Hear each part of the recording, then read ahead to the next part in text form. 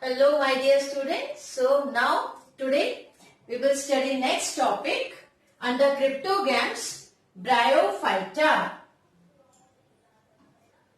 Okay. Now Bryophyta, they are also called as amphibian plants. They are mostly terrestrial, depend on, now why they are called amphibian actually. So they are mostly terrestrial and depend on external water for fertilization and completion of life cycle. That's why they are called amphibian plants. Now, general characteristics of Bryophyta. Now, generally they grow in shady and moist places such as moist wall, damp rocks, moist soil and decaying logs. Okay. So, they generally grow in shady and moist places. They show either thalloid or leafy plant body. True roots are absent. Instead of roots, they have rhizoids. Okay. Now, rhizoids are unicellular as well as multicellular. So, unicellular in the example, that is liverworts. Here they have unicellular rhizoids. And in mosses, they have multicellular rhizoids. Now, functions of these rhizoids, same as that root only, absorption of water and minerals, attachment of thallus with the substratum is done with the help of rhizoids. Now, vascular tissues, they are absent. Now, here, this Bryophyta, they show heteromorphic alternation of generation. Now, what is this? Here means they have the gametophyte and the sporophytic phase in their life cycle. Now gametophyte, here in the case of bryophyte, is dominant, green, haploid and independent.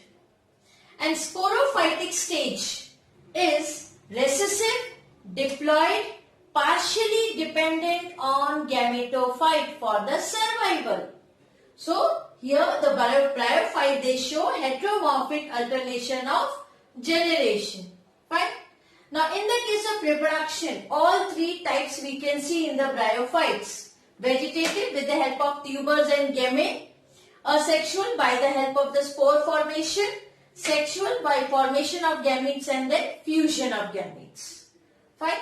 Now, this is the general characteristics of bryophyte. Now, bryophyte divided into two parts, that is two types we can say, liverworts and mosses. Liverworts, they are also called Hepaticinae and mosses, that is a musci.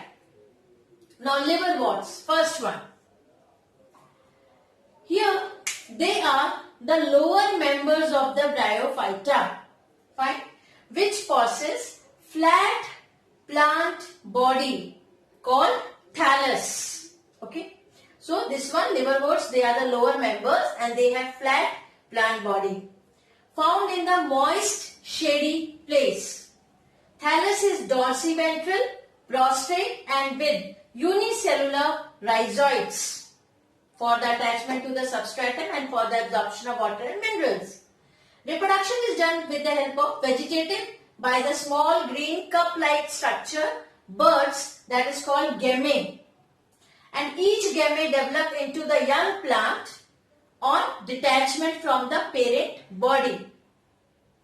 Now here the sexual reproduction is done by after fertilization of the gametes, they form the diploid sporophyte.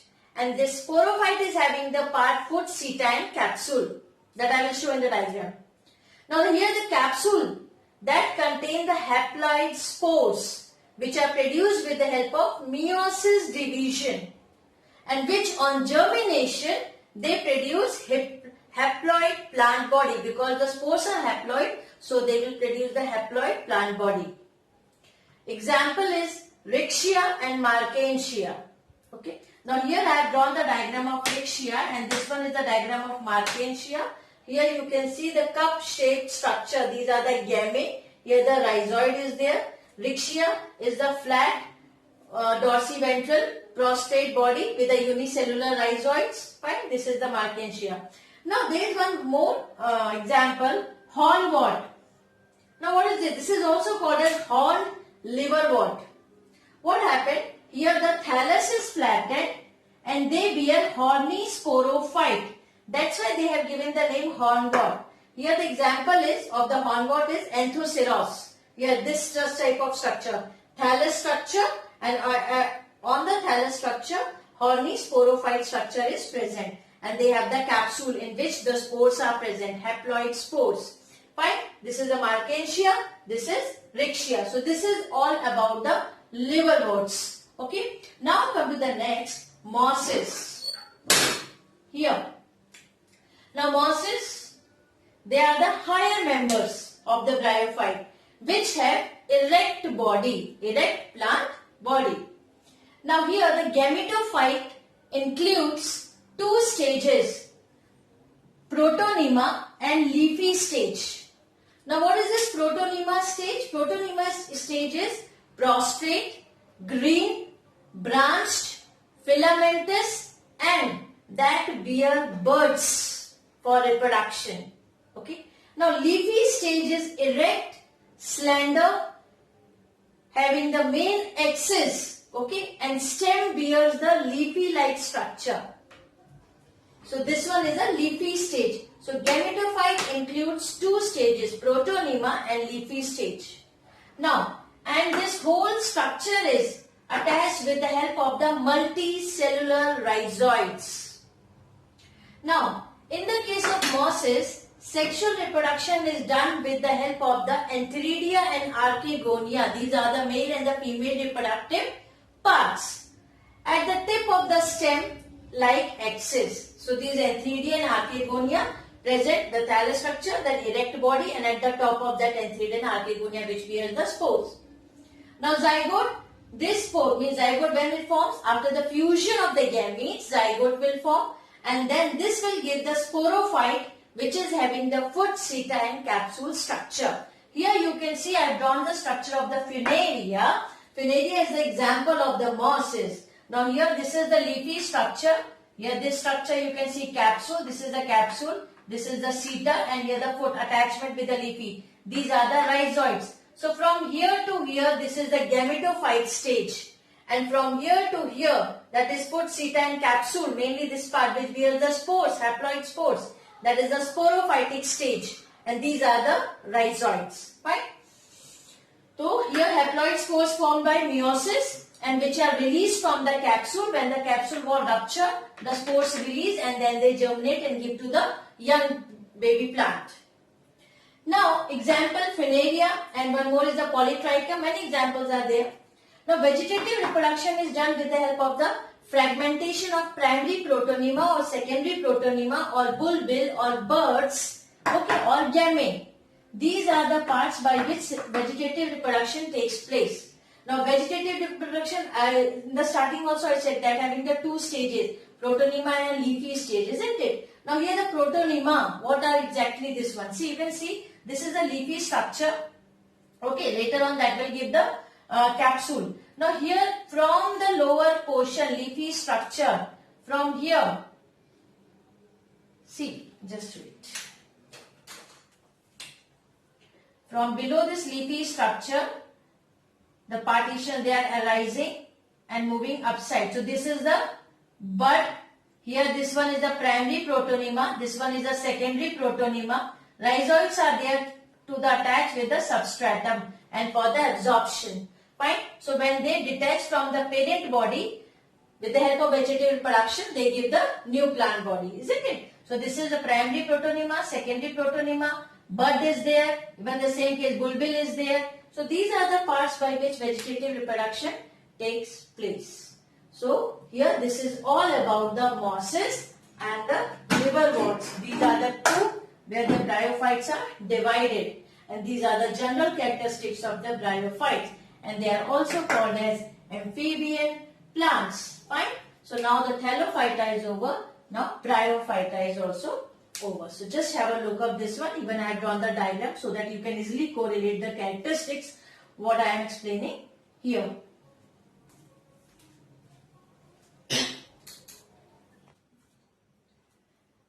Now after bryophyta, next is pteridophyta.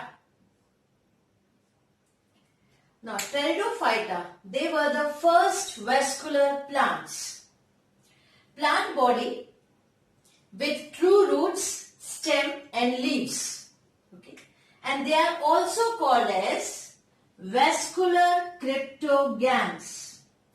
Means primitive, they have primitive conducting system. They consist of pinnate leaves. I think you have heard about that palmate and pinnate leaves. Okay. So they have pinnate leaves. Late Paleozoic era is regarded as the age of pteridophytes. They are terrestrial, small, either annual or perennial, and grow in moist and shady places. Example, fern. Few are aquatic. Example, Azolla marsilia. Few are xerophytic, Equisetum. And few are epiphytic, Lycopodium. Epiphytic means on the other plants, on the tree trunk of other plants. So example is Lycopodium.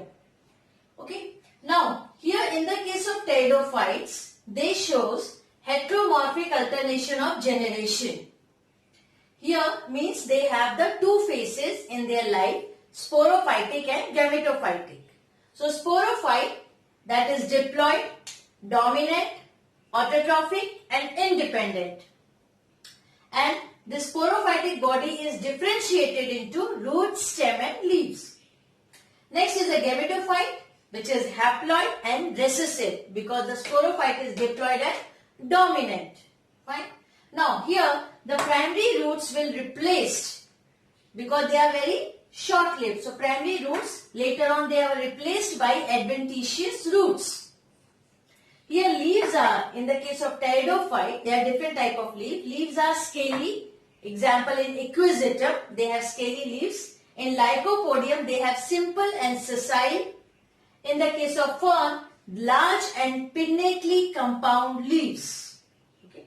Now, as I said, they have primitive conducting system, isn't it? They are vascular cryptogams. So here the xylem that consists of tracheate cells and phloem sieve cells only. Now here in the case of Pteridophyta, secondary growth is absent because they don't have the cambium. Cambium ring is not there, that's why they don't show the secondary growth. Now asexual reproduction in the case of Pteridophyta with the help of spores. Okay, from sporophyte by meiosis division and later on which develop into the gametophyte. Now here the gametophyte is haploid, naturally because spores are haploid. Fine. So gametophyte is haploid, they reproduce sexually, then produce the zygote after the fusion. They form the zygote and in that case diploid sporophyte is formed. Because two haploid when they fuse they form the diploid sporophyte. Fine. Now come to the pteridophytes. There are of two types in the pteridophytes. So here the heterosporous and homosporous. Depend upon the whether the spores are of one type or two types. Here in the case of heterosporous, they produce two different type of spores, microspores and megaspores. Microspores are smaller in size, megaspores are bigger, larger in size. Okay. And in the case of homosporous, they produce only one type of spores. So depend upon the size of the spore, there are two type of pteridophytes. Okay. Now spores produced in sporangia. This is the main structure in which the spores are present.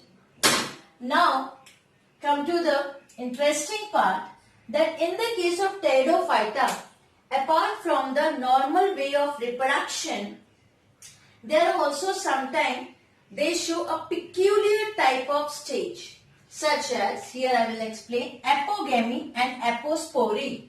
Now what is this? Apogamy. This is the development of sporophyte without the fusion of male and female gametes. Means here that development is directly from the gametophyte. So development of sporophyte is directly from gametophyte without the fusion of gametes. So here in this case what happened? Then sporophyte will be haploid. Sporophyte is haploid because directly that is developing from the gametophyte. Now next is the apospory. Here the development of gametophyte from any cell of the sporophyte other than the spores. Means spores are not participating in the formation of gametophyte other than the rest of the vegetative part of the sporophyte will give the gametophyte. So in this case gametophyte is diploid because here spores are not participating. Here the other parts of the sporophyte, they are participating in the formation of gametophyte. So here the gametophyte is diploid. Fine. So these are the two other different ways of the reproduction which we can see in few pteridophytes, apogamy and apospory. So this is all about the pteridophyte. Now the last part is economic importance of pteridophytes. Here they are used as a food by tribals, okay, and they help to bind the soil even along the slopes. So we can say that pteridophytes are a good soil binding property. They have good soil binding property. Now next is acquisitive stem. This one is used in cleaning of the utensils, polishing of metals. Next is nitrogen fixation. Is one more characteristic of the pteridophyte. Here the example in the case of Azolla and Anabaena. Even as a medicines we use pteridophytes and as ornamental plants also. So these are the economic importance of pteridophytes. So in this way we have covered all the general characteristics of pteridophyte. Types of pteridophyte depend upon the size of the spores, means heterosporous or homosporous. Right? So just have a look of this one. So we have finished cryptogams under that Thallophyta, Bryophyta and Pteridophyta. Thank you.